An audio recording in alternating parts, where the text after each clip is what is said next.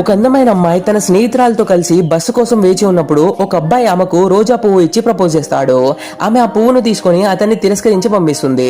ఆ తర్వాత తన పక్కన ఉన్న స్నేహితురాలు నన్ను ఎవ్వరు చూడడం లేదు అని బాధపడుతూ ఉంటే, నువ్వు అబ్బాయిల డ్రెస్ వేసుకోవడం మానేయి, అప్పుడు నిన్ను అందరు చూస్తారు అని అందమైన అమ్మాయి సలహా ఇస్తుంది. అప్పుడు ఆ స్నేహితురాలు ఒక పుస్తకాన్ని చూపిస్తూ ఆ రచయిత అంటే తనకు చాలా ఇష్టం అని చెప్తుంది. ప్రతి వారం ఒక అబ్బాయి వారి వెనుక వస్తూ ఉంటాడు.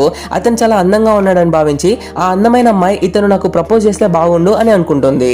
ఒకరోజు వారిద్దరూ అతన్ని అడ్డుకొని ప్రపోజ్ చేయమని అడిగినప్పుడు అతను ఒక కాగితం ఇస్తాడు. అందులో తనకు మాటలు రావని రాసి ఉంటుంది. అది చూసిన ఆ అమ్మాయి మాటలు రాని వాడు నాకెందుకు అని అతన్ని అవమానించి అక్కడి నుండి వెళ్ళిపోతుంది. కానీ ఆ స్నేహితురాలు ఆ కాగితంపై ఉన్న చేతి రాతను చూసి తను ఇష్టపడే పుస్తకంలోని రచయిత రాతతో పోల్చి చూస్తుంది. ఆ అబ్బాయి ఈ ఫేమస్ రచయిత అని ఆమెకు అర్థమవుతుంది. అతను చిన్నతనం నుండి అనాథగా ఎన్నో కష్టాలు పడి ఆ స్థాయికి చేరుకున్నాడని తెలుసుకొని ఆమె అతన్ని వెతుక్కుంటూ వెళ్తుంది. అక్కడ అతను ఆమె చిత్రపటాన్ని గీస్తూ కనిపిస్తాడు.